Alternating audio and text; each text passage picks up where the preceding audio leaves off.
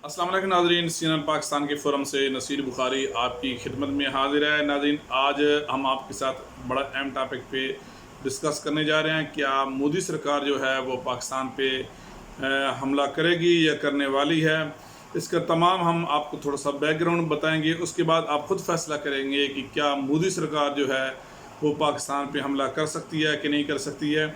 इन तमाम मौज़ूआत से पहले आपसे रिक्वेस्ट है, आप हमारा जो चैनल है, हम हमेशा आपसे एक ही रिक्वेस्ट हमारी होती है, वो है कि सब्सक्राइब ज़रूर कीजिएगा CNN पाकिस्तान जो हमारा चैनल है। तो हम टॉपिक पे चलते हैं। क्या जो मोदी हुकूमत है क्या वो पाकिस्तान पे हमला कर सकती है। थोड़ा सा नाज़रीन हम आपको इसका बैकग्राउंड बताते हैं, हम आपको ले चलते हैं कुछ ज़्यादा दूर भी नहीं, आज से तकरीबन 20 साल पहले जब लोकसभा इंडिया में लोकसभा जब 2001 में उनकी लोकसभा पार्लियामेंट पे अटैक हुआ था, जिसके नतीजे में काफ़ी लोग जो है वो अपनी जानों से हाथ धोए बैठे थे। उसके नतीजे में हुआ क्या था, उस वक्त के जो वज़ीर आज़म थे वाजपेयी साहब, उन्होंने बॉर्डर पे फ़ौज लगा दी थी, तकरीबन साल के करीब रही थी। पाकिस्तान उस वक्त पाकिस्तान के जो सदर ममलिकत थे, उस वक्त आर्मी चीफ थे जनरल परवेज़ मुशर्रफ साहब थे। तो बड़ी टेंशन, आपको पता है नाज़रीन के बॉर्डर पे बड़ी सिचुएशन, क्रिटिकल सिचुएशन रही थी और दोनों तरफ ऐसे लग रहा था कि शायद दोनों जो हैं मुल्क एक दूसरे पे हमला करने वाले हैं। लोग बड़ी टेंशन और कश्मकश में थे। लेकिन फिर आखिर में क्या हुआ कि अमेरिका को और जो बाकी ज़िम्मेदारान मुल्क हैं उनको आके बीच में बच बचाव करवाना पड़ा। उसके बाद 2008 अगर हम आपको याद दिलवाएं तो उस वक्त बम्बई में एक बड़ा ज़बरदस्त अटैक हुआ, जिसके नतीजे में काफ़ी जो लोग थे वो मारे गए। उसका मलबा भी जो इंडियन हुकूमत थी उन्होंने पाकिस्तान पे डाल दिया। ये भी एक बड़ा उस वक्त कड़ा इम्तहान था, ख़ास तौर पे पाकिस्तान के लिए। तो फिर क्या हुआ, अजमल कसाब का नाम लिया गया, फिर उसको वहाँ पे जो अरेस्ट भी किया गया, कुछ लोग अरेस्ट भी किए गए। लेकिन जब बम्बई अटैक हुआ उसमें इस हद तक कशीदगी पाकिस्तान और इंडिया की आपस में बढ़ गई कि उस वक्त भी ऐसे लग रहा था कि शायद जो इंडियन हुकूमत है वो पाकिस्तान पे हमला कर देगी। उसके बाद एक और इशू बनता है, वो है कश्मीर में 2016 आपको ले जाते हैं लाइन ऑफ कंट्रोल में, जिसमें एक ट्रक को निशाना बनाया गया। उसमें भी इंडियन जो फ़ौजी हैं काफ़ी वहाँ पे मारे गए। उसके बाद भी बड़ी ज़बरदस्त किस्म की कशीदगी जो है वो पाकिस्तान और इंडिया के दरमियान देखने को मिली। फिर हम आपको नाज़रीन याद दिलवाएं कि पिछले साल 2019 में ये तमाम चीज़ें बताने का मकसद है, आगे आप ख़ुद इस बात का ख़ुद आप खुलासा जो आप तजिया करेंगे कि क्या इंडिया में इतनी हिम्मत है कि वो पाकिस्तान पे अटैक कर सकता है कि नहीं। जब 2019 में यानी पिछले साल जब पुलवामा में इसी तरह का अटैक हुआ इंडिया के अंदर ही, उसमें भी काफ़ी लोग जो हैं वो मारे गए। जिसके बाद फिर इंडिया ने पाकिस्तान के ऊपर हमला करने के लिए अपनी कमर कस ली। हुआ क्या, उसके बाद एक अटैक किया गया 27 फरवरी को जो कश्मीर में। उसके बाद जो उनके जो थे पायलट अभिनंदन साहब वो गिरफ़्तार हो गए। तो ये तमाम चीज़ें बताने का मकसद आपको ये है। बाकी तो सूरत हाल जो लाइन ऑफ कंट्रोल पाकिस्तान और इंडिया में आपस में सूरत हाल वो बड़ी कशीदा रहती है। इन तमाम जब भी इंडिया के अंदर अटैक हुआ या इंडिया के अंदर इंतखाबात का जब सिलसिला होता है, तो जो इंडिया है वो पाकिस्तान के ऊपर इल्ज़ाम तराशी लगाता है। यही हमने देखा, क्योंकि दूसरा टेन्योर था मोदी सरकार का, तो मोदी साहब ने भी कोशिश की कि इस तरीके से ये जो इशू है पुलवामा वाला, इसको ज़िंदा रख के इलेक्शन में वो गए और फिर मोदी सरकार जो है उन्होंने इलेक्शन जीता। तो पाकिस्तान के अगर पॉलिटिक्स देखा जाए तो पाकिस्तान में इस तरह वो नहीं लड़ा जाता। पाकिस्तानी पॉलिटिक्स पे ज़्यादातर इलेक्शन लड़े जाते हैं। बहुत कम ऐसा हुआ कि इंडिया के दरमियान इस तरह की सिचुएशन बना के उसको सामने रख के तो फिर आगे इलेक्शन लड़ा जाए। तो नाज़रीन, मैं आपको थोड़ा सा ये बैकग्राउंड बताने का ये था कि आपके अंदर थोड़ा सा ना ये पता चल जाए आपको कि किस तरह जो इंडिया है वो किस तरह की हरकतें करता है अपने मकासद जो हैं वो उनको पूरा करने के लिए। अच्छा, 2019 में जब अमित शाह जो है वज़ीर दाखिला इंडिया के, उन्होंने बड़ा अहम बयान दिया उन्होंने बयान दिया कि जो पाकिस्तान के ज़ेरे अंडर कश्मीर है, यानी आज़ाद कश्मीर, उसको हम आज़ाद करवाएंगे, गिलगित बल्तिस्तान को आज़ाद करवाएंगे। फिर एक और उन्होंने बड़ी अहम बात बोली कि चीन के ज़ेरे कंट्रोल कुछ इलाके हैं भारत के, हम उनको भी आज़ाद करवाएंगे। तो यहाँ से जब ये कड़ियाँ मिलनी शुरू हुई। अच्छा, मैं एक और आपको उस बात पे भी आते हैं, चाइना और लद्दाख की जो अभी सिचुएशन चल रही है, कि जब भी पाकिस्तान और इंडिया का मसला हुआ तो उनके मिनिस्टर, उनके जो छोटे से छोटा वज़ीर भी है, वो भी बड़ा जम के उसने पाकिस्तान के ख़िलाफ़ बयान दिए, चाहे उनके सिक्योरिटी, चाहे उनके दिफाई जो लोग हैं, उन्होंने बड़ा जम के और बड़ा धड़ल्ले किस्म के दिए बयानात, शायद कि हमने पता नहीं क्या फ़तह कर लिया, कितनी दुनिया फ़तह कर लिया। हालत तो ये उनकी हुई कि जब उन्होंने अटैक किया पुलवामा के जो इशू, उसके बाद आपको पता है कि उनके एक पायलट थे अभिनंदन साहब, उनको गिरफ़्तार कर लिया पाकिस्तानी जो जानबाज थे, जो पाकिस्तानी शहीद थे उन्होंने। अच्छा, ये तो सूरत हाल मैंने आपको पाकिस्तान और इंडिया की बताई। अब थोड़ा सा इशू आपको ले जाता हूँ लद्दाख के हवाले से। अच्छा, लद्दाख में अभी सिचुएशन आपको पता है नाज़रीन के 20 से ज़्यादा कुछ जो है न्यूज़पेपर जो वो 20 का बता रहे हैं, कुछ 30 का बता रहे हैं, कुछ 35 का बता रहे हैं कि जो इंडियन फ़ौजी हैं, हम चलें 20 भी लगा लेते हैं। 20, एक मुल्क का एक सिपाही बड़ा कीमती होता है। तो 20 जो फ़ौजी हैं इंडियन के वो मारे गए हैं। और इंटरेस्टिंग बात ये है कि उसमें अभी तक वाजपेयी जो साहब हैं वो बिल्कुल खामोश हैं। उनका कोई जूनियर वज़ीर दाखिला हो, उनके कोई जूनियर वज़ीर भी हो, वो अभी तक बिल्कुल खामोश है।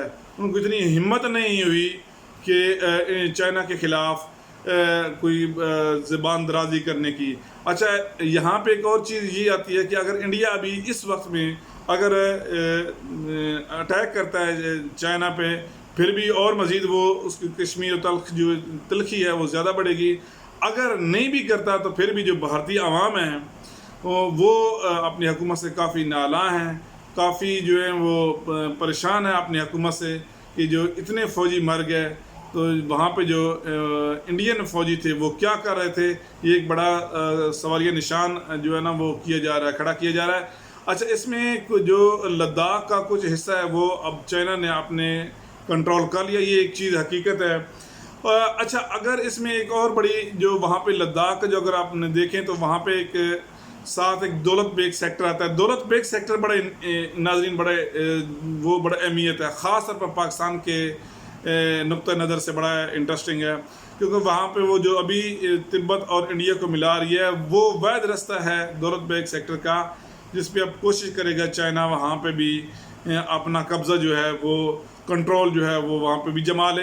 ये वैध रास्ता है जो सियाचिन को जितनी खेप जाती है इंडिया की, सियाचिन को ये इस रास्ते के थ्रू वहाँ जाती है। अच्छा, गुलवान वैदी के हवाले से भी आप बात करें, उसमें भी चाइना ने अभी जो इतलात आ रही हैं, चाइना ने भी बोला कि वहाँ पे हमने कब्ज़ा कर लिया। अब सूरत हाल बड़ी इंटरेस्टिंग है कि इंडिया के अंदर जितने उनके दिफाई तजियाकार हैं, जितने उनके लोग हैं, वो बड़ा बुरा भला कह रहे हैं, उनकी बड़ी सख्त तनकीद कर रहे हैं। जो उनकी आवाम है उन्होंने जितनी मनसूबात है कि चाइना के हवाले से, जितनी उनकी तिजारत है, चाहे वो एक छोटा टीवी से टीवी क्यों ना हो, वो भी उन्होंने जला दिया उस गुस्से में आके। लेकिन मैं फिर इंडियन हमारे दोस्त हमें जो सुन रहे हैं उनको भी कहूँगा कि अभी तक आपके मिनिस्टर, आपके कोई जूनियर वज़ीर, किसी ने चीन के ख़िलाफ़ इस तरह का कोई बयान नहीं दिया कि हम बदला लेंगे। हाँ, ये ज़रूर कि पिछले दिनों एक बड़ी इंटरेस्टिंग आपस में इनकी दोनों की हुई, एक